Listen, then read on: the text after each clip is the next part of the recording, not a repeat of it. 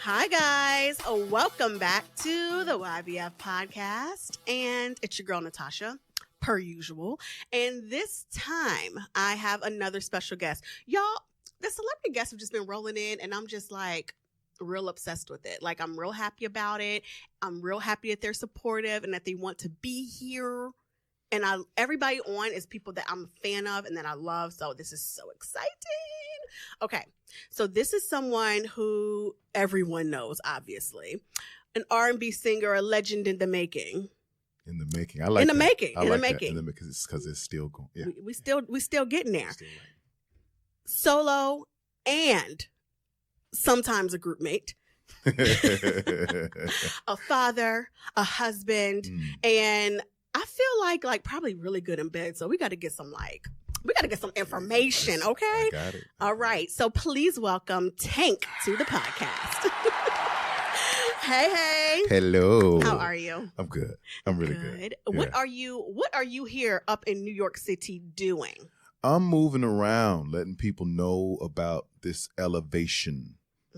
This album that's dropping October 25th, this tour that starts October 17th, just R&B business. Yes. You feel what I'm saying? Please bring R&B back. Well, R&B is back. Well, R&B has been back. R&B is just not is here. R&B is just not on mainstream.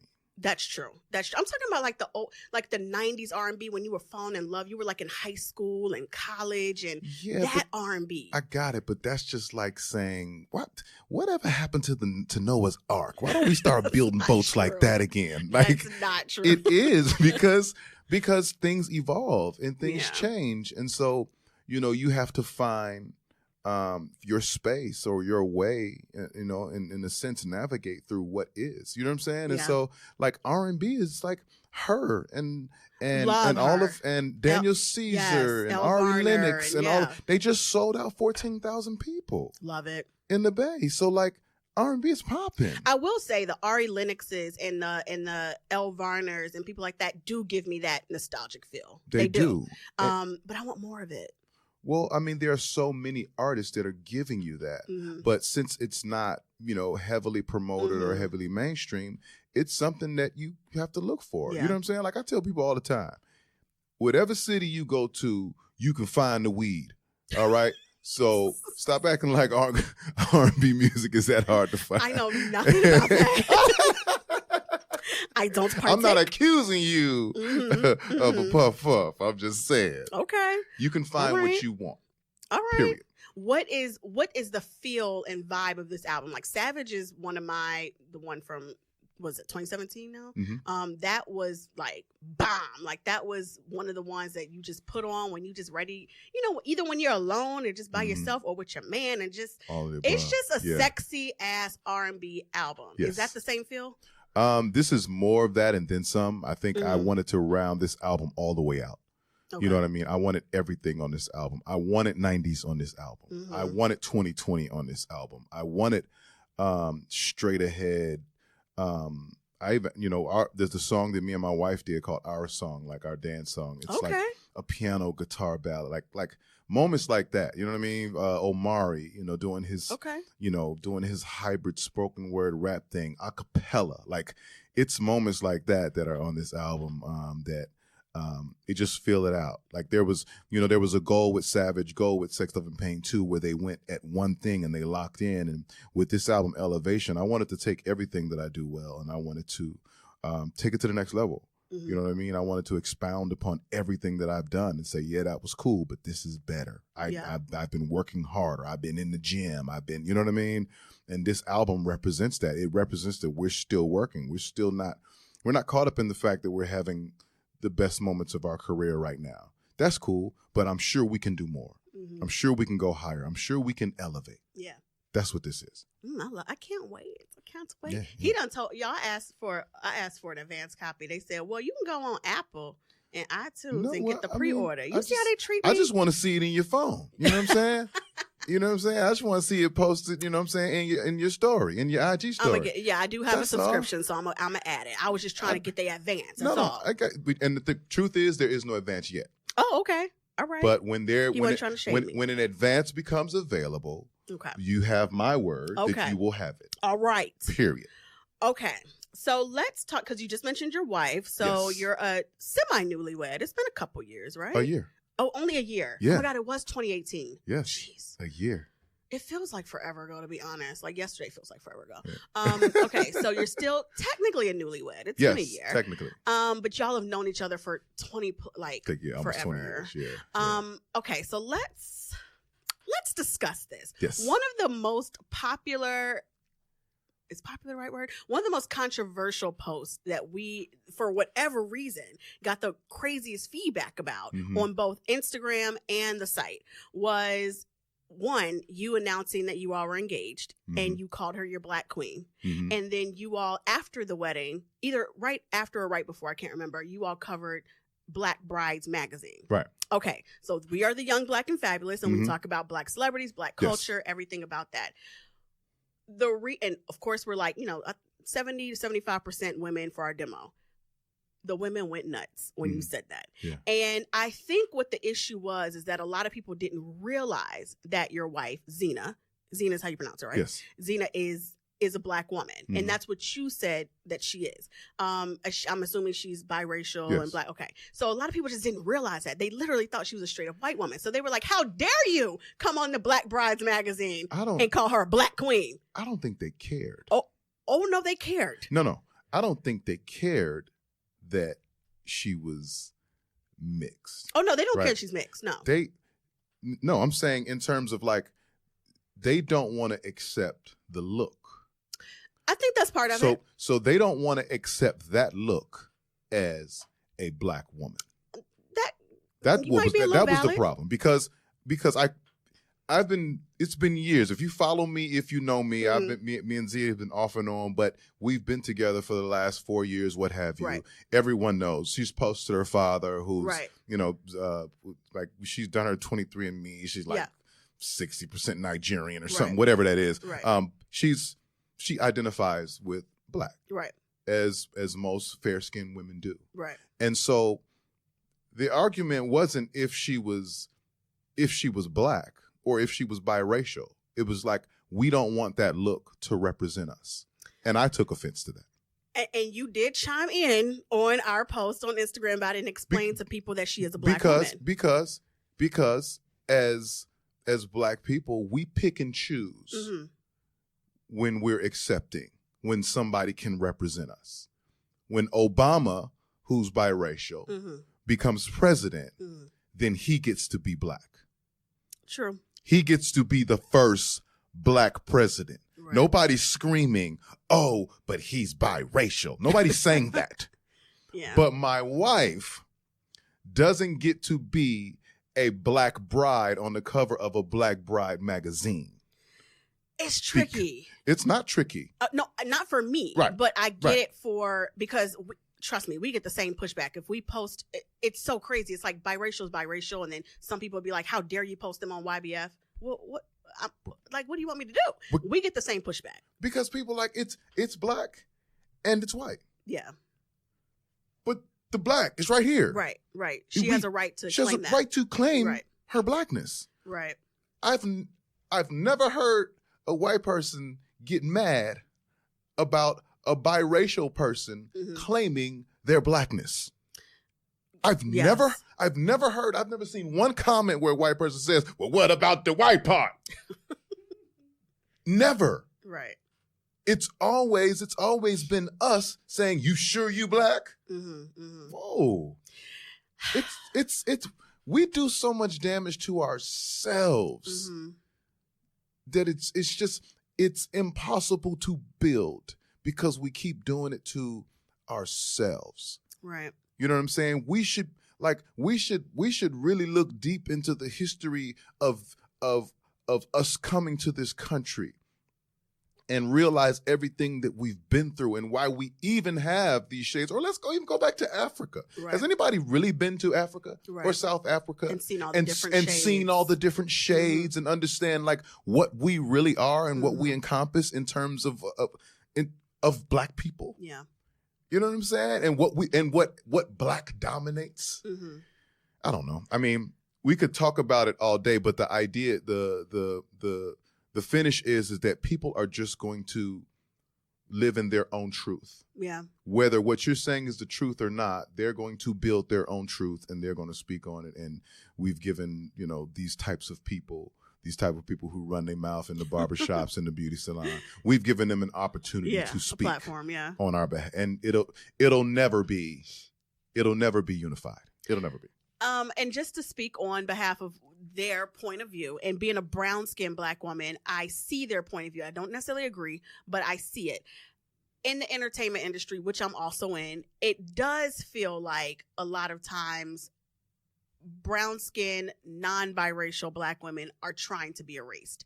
And so when we see a Black man putting a biracial woman on a pedestal who is clearly almost capacious if she wanted to, and clearly she doesn't, I'm just saying, it does fit. Sometimes it does give you that little sting, like, here we go again. Yet another example of me being pushed to the back because I'm not exotical. I'm not mixed. I'm not light enough. I'm not this. I'm not that. We're not heavily represented as a Black woman. So that is sometimes why certain Black women will feel some kind of way when a biracial woman is put on a pedestal by a Black man like you. Well, I think that, and I'm a lighter brown guy. You know what I'm saying? And what has always interested me is when people say, self-hate, he must not love his mom. I did see that. My mom is a fair-skinned woman. Okay. My sister's a fair-skinned woman. Like, you don't know me. You know what I'm saying? So you really, really don't know me. And in terms of the narrative, I think there probably was an objective or a narrative, back in the day. But that narrative was to erase us overall. There weren't no women of color, whether it be light skin or anything. Right. You know what I'm saying? So in terms of an industry or a narrative that whoever the powers that be were trying to keep control of, we weren't doing that. We don't run anything. Right. We don't own any publications. We don't own any movie production houses. We don't. So when they hire people, they hire what they hire. When we make a choice as individuals, we should be allowed our choice.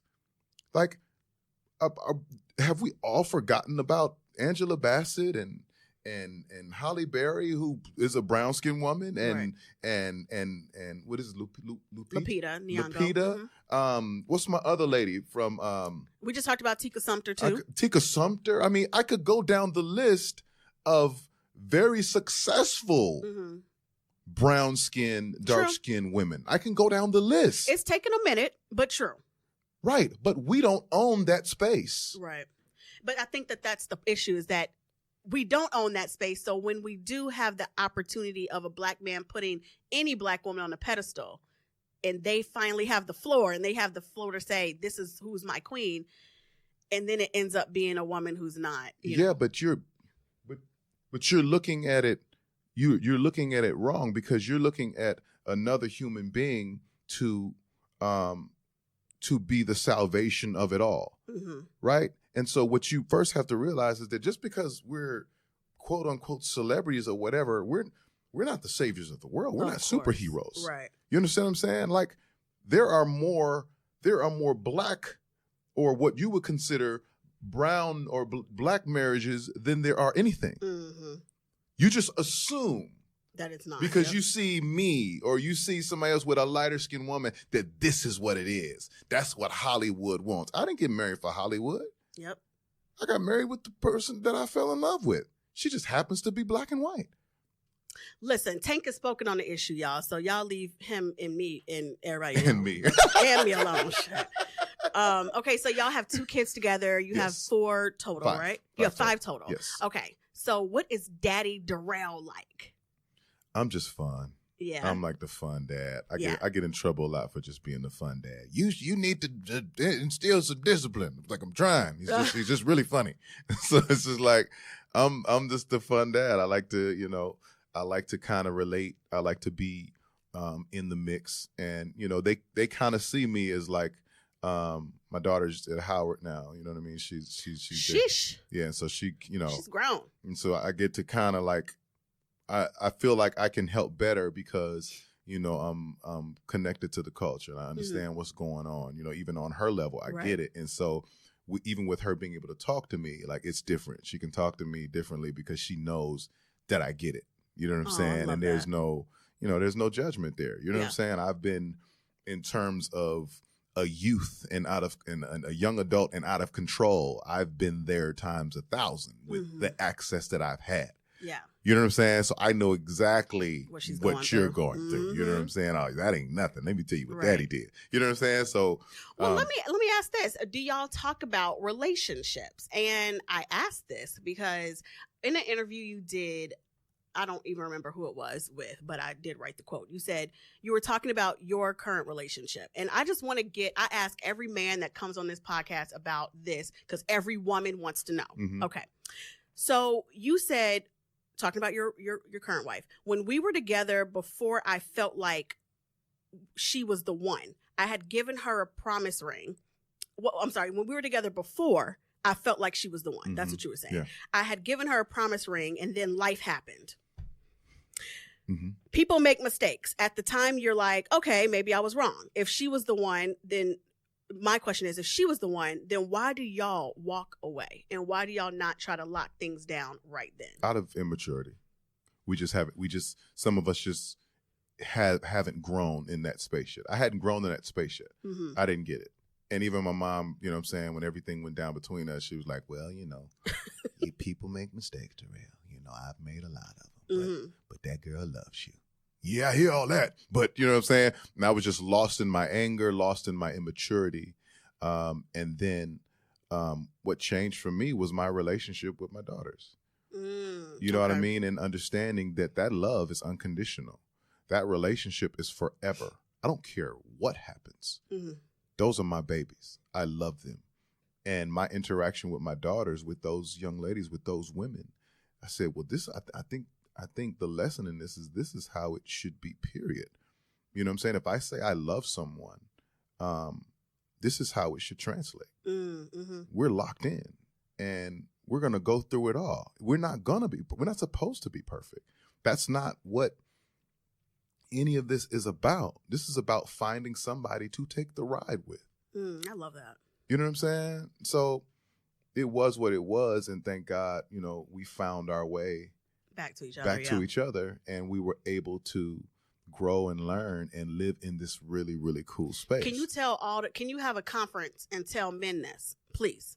Just tell because men are so, like, men are just babies. Men are just, you know what I'm saying? Like, said it, y'all, not me. Oh man, men are just the most, just not smart. You know what I mean? Just like, come on, like, listen, you was due that. You was due that. Out of all the havoc and chaos you've wreaked across the land. Right. You get one incident handed back to you. And now all of a sudden the world it's over. It's a wrap. She's the worst. They can't handle it. You are not worthy. You will never be worthy of the woman that you have. Period. I feel like that is the clip to represent this entire podcast. Thank you so much for saying that. Thank you. Okay, so you make me think like, okay, we did want to do this fill in the blank situation. Okay, it's real quick. Okay. This is also for my ladies. Having a wife can be better than having a girlfriend because you're sure. Having a wife can be worse than having a girlfriend because you're stuck. Oh my God. That's it. We're moving on. Okay. I was thinking you were gonna say the sex could be better without if she. That's what I was thinking. Like, if, no, because I believe like once you in, you in. Like I think the toughest thing I had to deal with in moving on into a new relationship was the fact that I had a divorce on my record. That hurt me more than anything. I never imagined myself. Really? Never imagined it. Never, like my parents have been together since. Oh, okay. So you came from that I come from two-parent household. Okay. I come from that. So I don't know what that looks like. And here I am in the middle of it. You know what I'm saying? And that's what took me so long, even once we got back together, to pull the trigger, because I was scared of failing again. Got it. You know what I mean? I didn't want to fail in that place, because I don't believe in it. That's interesting. And so I had to get over my fear. Mm-hmm. Say, you know what? I'm not going to live in fear. Okay. I mean, is the sex better when you're married? I just want to know. Well, I mean, the sex is... We all heard the Savage album. The sex is what it is before you got married. Like, she don't change. Like, don't transform into something different. I feel like it would get better. No. There's trust there. If it's good, it's good. Okay. It's got to be good before you get married. Don't think that when you get married, like, listen, don't accept no promises. Ooh, when we get married, I'm going to do everything to you. I'm going to be so free. That is trash talk. I promise you. That thing is going to be the same. You know what I'm saying? Whatever she didn't do, she is not all of a sudden going to get better at oral sex just because you're married. It don't work that way. It don't. If she not good at it now, or if he ain't good at it now, you want to work on that before you lock that down. Oh my God. You don't want to be searching for those things that are deficient inside of a marriage. Oof. You don't. Come on, word. Mm-hmm. Well, I mean, you just kind of snitched on all the women who be giving that excuse. Well, I mean, if we was married, then I'll let you do that. Yeah, get out of town. Don't do it. Okay, so you posted on Instagram your Fantasy R&B group. And No, I didn't. That was Genuine. Did you repost it? Yeah, it was a repost. Oh, it was a repost. Whatever. Y'all both posted it, okay? No, I just reposted what he put. All right. Okay, so what... Did you agree with his fantasy, or did you... No, I just said... I opened it up for comments. Okay, so what is yours? Crazy. You tell me, because we also reposted it, and people went in the comments. So what would be your 5-person fantasy R&B group? Wow. Are eras involved? Like, what's that's any era. Ooh. It shouldn't be that tough. Yes, it should. Are you kidding me? Because I feel like you've been in this game for a while. Like, I'm sure you studied people. Yeah, but there are things about every great R&B artist that I love. Okay, 5 and a possible. And to break it down just to 5 is wild. We won't hold it against you. It's wild. I got to start off with my favorite, Marvin Gaye. Okay. I knew that was going to be one for you. I got to have him, you know what I'm saying? Mm-hmm. I got to have Babyface in there. That's 2. Y'all have similar vibes. I get it. Of course we do. Okay. Studied him majorly. We need some power in there. I'm going to go KC Haley. Oh, he done brought it to Jodeci. Okay. I'm going to go KC Haley. We need some power in there. You know what I'm saying? Mm-hmm. I mean, you could have gone David Ruffin. You could have gone, you know what I'm saying, Bobby Womack. But I think KC is the evolution of both of those guys. Is he in rehab or is he out of rehab? I think he's doing good. Okay, working on his album. Yeah. He's doing really good. Just making sure. Okay, we had 3. Mm-hmm. Okay. Now, what I have to tell people right now is that contrary to what you believe, and even in terms of sometimes how he makes his records vocally, this kid is a monster singer. This kid can really flat out sing. I always preach to him, man, you got to take care of your voice, man. You know what I'm saying? Like, you got to get some rest. You got to stop playing. But Chris Brown is probably one of the most gifted human beings I've ever met. I'll probably ever meet. Wow. Period. So we got Chris Brown in there. We got 4. Number 5. And I'll make it easier. Don't say yourself. I'm not going to say myself. Okay. I'm not going to say myself. This one is going to hurt. Right? Oh, okay. Because people are very iffy. Everybody has an opinion on this particular person. Okay. Right? And I'm just going to say musically. I feel like I know where we're going. Go ahead. I'm not anything else. Not anything else into consideration. Okay. but you cannot have a top 5 group, R&B male group, without R. Kelly. All right, y'all. He got his 5. I ain't saying he said it. I understand exactly what you're saying. I get it. Music only. If we're putting this in a bubble and we don't know anything about any of the people, that's it. Okay. And you say I get a possible. The possible should be a woman. Who would you throw in? Ooh. I mean, you should have named a woman before, but whatever. I listen. If we name a woman,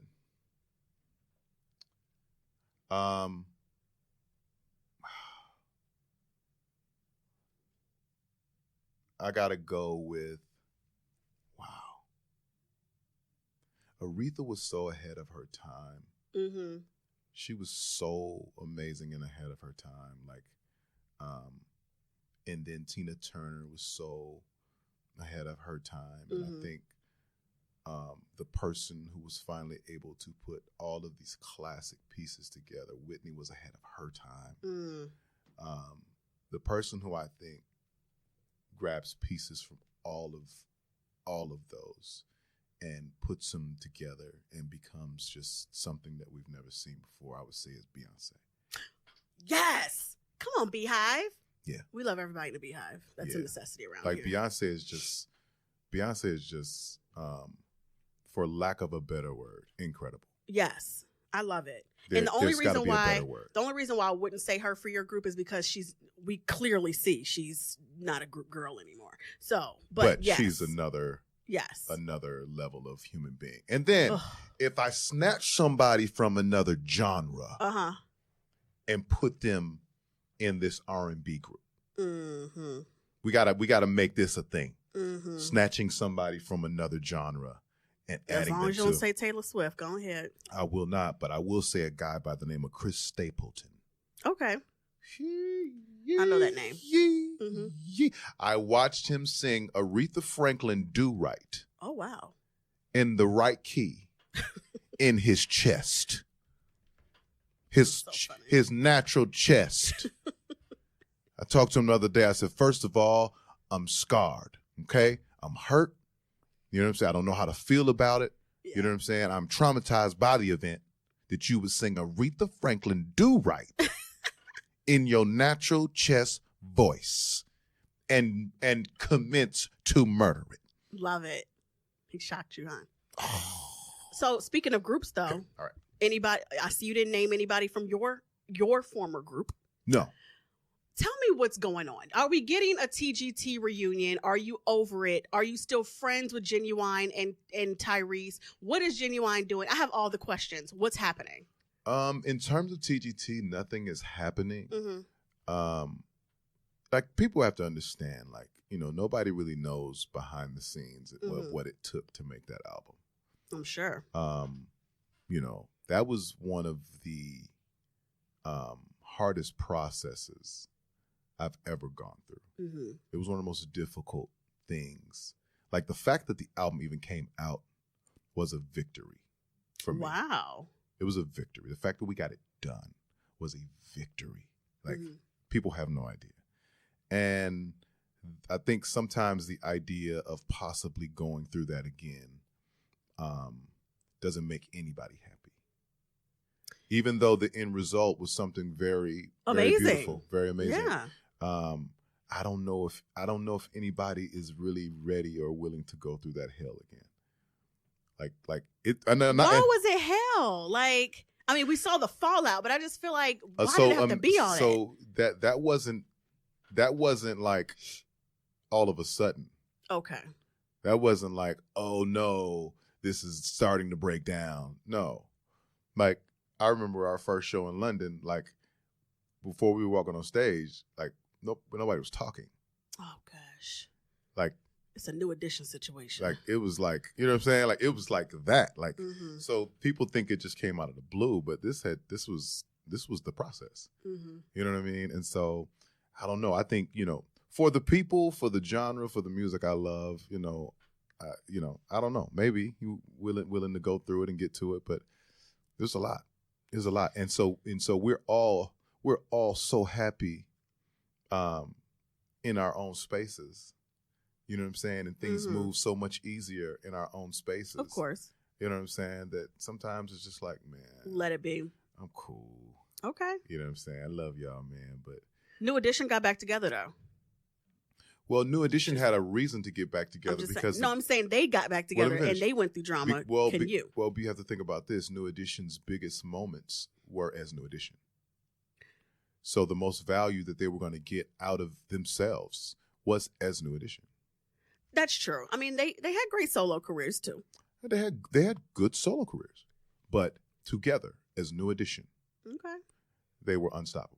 They are the blueprint for every group you see. I did read that that's like your epitome of R&B groups is New Edition. Yep. Yeah. They started everything. Yeah. You know what I mean? And then Devontae changed it, but between those two, New Edition and Jodeci, like. Okay. That's how you get everything else. Every group you name, that's how you get them.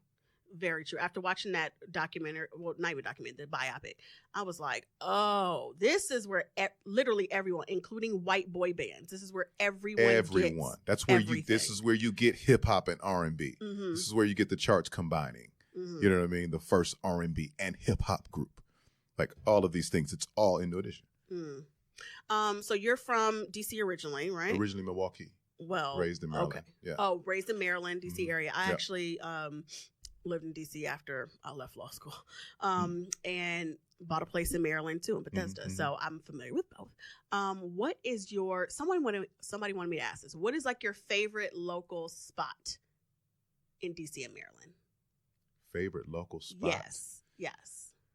Where do the people need to go? You know what? Here's the thing. Everything has changed so much. Gentrification, yeah. No, like for real. Just, yeah. Mm-hmm. Like, if I didn't go back as often as I do, I wouldn't know my way around. Yeah. Like on 14th Street. That's how much things have changed. It's drastically different. You know what I'm saying? Like the place where there used to be, pimps and, and trans and all sorts of things. There's now a Louis store. You understand what I'm saying? Really? So it's like, you know what I'm saying? I don't know what to tell. I don't know where to tell people to go. You know what I'm saying? There was a tour that I used to work for called Old Town Trolley, and it was and you catch the trolley at the station at Union Station, yeah. And you buy a ticket and you take the tour. Yeah. That's what I would tell anybody to do. Go buy a ticket, take the tour, because it's a whole different place. It's a whole new world. I feel you. Oh, that's sad though. What are we gonna do? Well, I mean, it is what it is. Like you think about it, like. Before there were so many places in DC that you didn't want to go. True.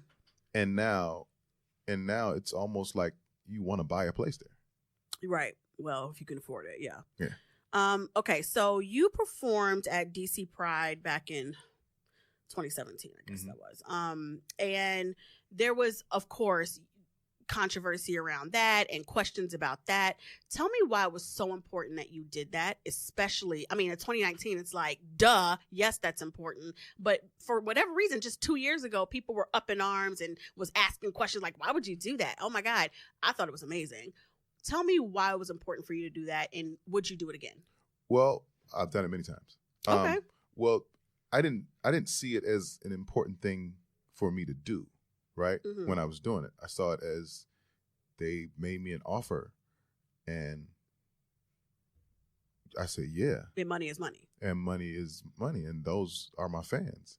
You know what I'm saying? Like they were like, well, why hadn't you done it before? I was like, they never asked me. You know what I'm saying? So I didn't see it as this big thing, this big moment, like some groundbreaking thing that I was trying to do. I'm like, I just got to offer to perform. Like, why wouldn't I go perform? You know what I mean? And then after it, then I see everything, and I'm like, what are y'all talking about? And they're like, you're the first one to do this. I was like, no, I'm not. It was a sexy show. You're taking off your shirt, but you do that at every show. Right. It's my show. What they didn't realize. I'm not going to deny them something. It's my show. Don't deny us, honey. I'm going to do me. I don't care where I am. If you invite me to your church, you better hope I don't take my shirt off. You know what I'm saying? Like this is what I do. So it wasn't until after the fact, when people started making a big deal about it, that I had to step back and look at it like, I guess this was supposed to be some great thing that I did, but I wasn't doing it to be great. Like, this is what it should be. Mm. You know what I mean? Like, I'll entertain whoever. I don't see people like that. I don't judge people like that. Those are people. We are all people. We are all the same. Yeah. You know what I'm saying? The differences are the things that make the conversation unique. Mm-hmm. You know what I mean? That's the part that's missing. Mm-hmm. We're just not having a conversation. Like, we need to sit and have a conversation so I can understand your point of view. You can understand my point of view. No one wants to understand anybody's point of view. They just want to say, I'm right and you're wrong. Or they want to use religion or something else to back their bashing. Mm. You can't sell love or promote love with hate. Not at all. You cannot.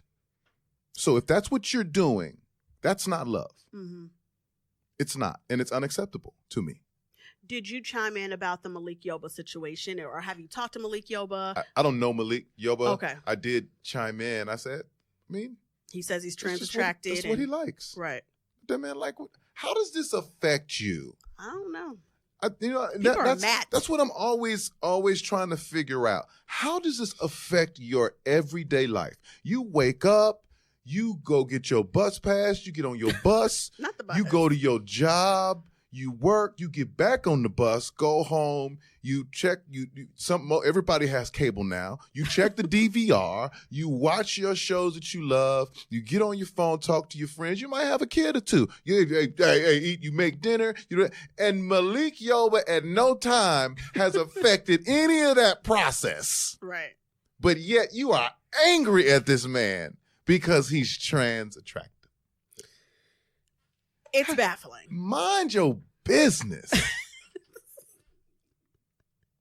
I took that from Kevin Gates. Mind your business. Kevin Gates said, I don't care what, it ain't got nothing to do with me. Yeah. Mind your business.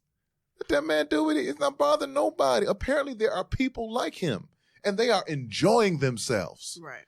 They're enjoying life while you're upset. Their sex life sucks, probably. So who knows? Man, come on, man. Me and my wife having a good time. I don't have time to worry about what somebody else is doing. You know what I'm saying? I don't have time. I gotta keep myself in tip top condition. You know what I'm saying? So when I got to see about her, or she got to see about me, you know what I'm saying? I'm performing at optimum level. I mean, she's like a professional dancer, right? So it's like you got to be at optimum level. It's working there. Okay. You feel what I'm saying? I got to be ready for that. I can't be focused on what nobody else is doing. I gotta be focused on what the tank is doing, huh? The tanker, right? You feel me? Huh? So funny. Play no games when I get in there. You know why? Because I'm focused. That's what we need. A man that's focused. Man that's focused. I when I get in there, I love what I'm doing in there. Got time to be worrying about what nobody else is doing. Tell it. My wife will tell you. I'm sure she will. Boy, focused. When it comes to acting, what more are you? What are you doing in the acting game now? What's next for you? Is that something that you really like and want to explore? Something that I really want to dive into 100%. Okay. And the elevation process has been so much, you know what I mean, with the album and now with the tour, that it's just kind of taken me away from it. Yeah. But 2020 will be that thing. I started doing stand-up comedy. You started doing stand-up comedy? Yeah, I do stand-up. I don't think I knew this. No? No. Yeah, I would have written that down and asked about it. No, I'm in these streets. I'm in these comedy clubs, and I'm moving around and doing my thing and building my content. And so, for me, like that's a part of of my acting learning curve. You know what I mean? And so I'm doing that, and then 2020 it'll be a hard focus, on these TVs and films, and also just creating it ourselves. We want to be part of things that other people are doing. We would love to, but we're not gonna wait. You know what I mean? Yeah. Like we have the resources and the ability to to start putting our own pieces of content together and rocking out. So 2020, that's what that's gonna be. I love that. Yeah. I think you're a good actor. Thank you so much. It was, what was that, New Editions story? Yeah, it was good. You played it. Who else needs a biopic, by the way? Who needs a biopic that hasn't had one yet? Wow, Marvin, for sure. Marvin, he hasn't had one? Nope. Is it in the works? I feel like we've talked about this. So no? it's been so many people. I've gotten 2 calls about playing Marvin. I could 100% see that. Yeah, I've gotten a couple calls, and so it's just, you know, it's always some piece, some element that won't act right. That's going to be your breakout role. Oh, my God. That is going to be it. I call it right now. Well, they got to catch me before I age out. No. Call me soon. Black don't crack. You still look like 30. Like, black don't crack. You're good. Yeah, no, but I mean, you know, I've gotten 2 calls. Yeah, that's for you. Where they were like, we want you to be. And and it's funny because it's crazy that I think that people think that they knew Marvin. Mm-hmm. And they really didn't. It's a lot there. A lot of mental. It's so many layers to Marvin Gaye that you would not believe. And the Marvin Gaye story, the Marvin Gaye movie, it just needs to be done right. It needs to be done honest. Yeah. So that people can see what that is and what that was. You know what I mean? Like people understand greatness, but you have to really see. You really have to see the dynamic of the odds that they were up against to really truly appreciate how great it was. Yes. You know what I'm saying? And the times that they were doing this you have to really understand that struggle. Mm-hmm. You know what I'm saying? Inside and out. So, you know, hopefully, you know, prayerfully, you know, your lips to God ears, you know what I'm saying? I can see it. Yeah, oh my gosh. Yeah. I'm always a producer on this show. I feel like I'm always trying to like cast people and things, give them ideas for shows. Like I'm always doing that. I see it. That's it. And I want my producer credit per usual. Thank you. Come on, put it down. What else do you want to tell the readers and the listeners about Mr. Tank? You know what? I honestly just want to say, support us. Mm-hmm. You know what I mean? We were having an R&B conversation before, and just support us. Like we are still trying. Like I'm a hybrid. I'm like something different. You know, I'm traditional, and I'm also millennial. You know what I'm saying? So I'm the bridge. I'm the guy who's the go-between, who can do a record with Anthony Hamilton and a record with Chris Brown. You know what I mean? Okay. Like I'm that space. So I understand the value in respecting tradition, but also respecting the evolution. You know what I mean? And so everybody like follow us, like just stop and listen to what these new R&B kids are doing. Like just give them a shot, listen to them, hear their hearts, because they're only speaking what they know. And for them, relationships and love and all of these ideals are moving way faster than they move for us. Like love took time, you know what I'm saying? Mm-hmm. There were more dates, you know what I'm saying? Mariah Carey said it best. Love takes time. Yeah, I mean, we put on nice clothes, you know what I'm saying? We put on the cologne, like we did, you know what I'm saying? Now they just throw on a sweatsuit, and, you know what I'm saying? And get on the little bird scooter and say, meet me around the corner. Like that's just and text you, you know, and text you. You know what I'm saying? Like we got on the phone, you know what I'm saying? We talked all night long and laid on the couch. Oh my God, have you seen all these this? I don't know what it is, but everybody's talking about this coffee date situation. And it's like a debate about whether or not it's okay for a woman to, whether it's okay for a woman to deny a man a date because he wants to take her for coffee. And apparently it's the thing now. Men are saying, well, I don't want to waste my time and money if we're not going to go anywhere. So I don't want to take you to dinner. I don't want to invest all this time and money. Let's go out for coffee first. And women are like, if you can't invest more than a $3 coffee, then I'm going to show up in pajamas and talk to you for 5 minutes. Like, where is the balance? Like, what happened to talking on the phone? You can find out if the person's worth it by talking on the phone. I think they're both wrong. Oh. I think they're both wrong, because I don't think that, I don't think that you should be plotting it out like that. Men are plotting it out. And because they have this goal. You know what I'm saying? Like men are always trying to get something. You know what I mean? As opposed to trying to really explore and understand a thing. Mm-hmm. You know what I'm saying? So I think they're both wrong. Like a guy, if a guy is honestly saying, "Hey, let's go grab some coffee," that's a space to actually face to face have a good conversation. It's not dinner, right? Dinner is ordering food. It's the low lights. But she's not worth that? I'm not saying. Listen to what I'm saying. It's the low lights. It's the wine. It's maybe the beverage. it's the, it's a different kind of conversation. You know what I'm saying? It alludes more to the finish line, so to speak, which is what kind of everybody kind of wants or kind of wants to act like they don't want, right? Coffee is, let's talk without any distractions. Let's have a conversation. I'm saying if he's truly asking you on a coffee date. Right. If he's asking you on a coffee date because he doesn't want to waste his time on dinner if you ain't about nothing, that's wrong. Okay. And if you see a coffee date as something as he's not really trying to put any real time into you, then you're wrong too. So what needs to happen, like I said, is that people need to communicate. Okay. First and foremost, let's get on the phone. Let's go walk in the park.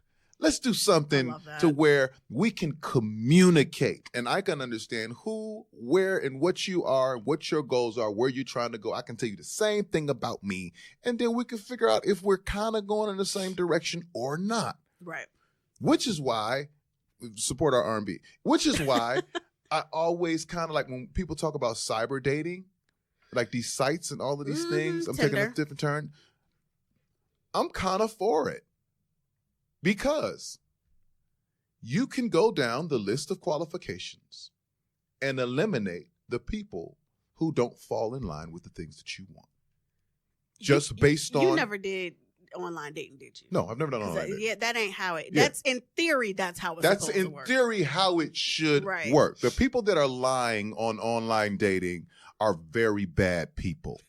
I want to use that phrase. They are very bad and people. Just doing exactly what you said, just always trying to get to a finish line. Exactly. It's disgusting. Yeah. It's disgusting to me. So the purpose of what it should be for is great.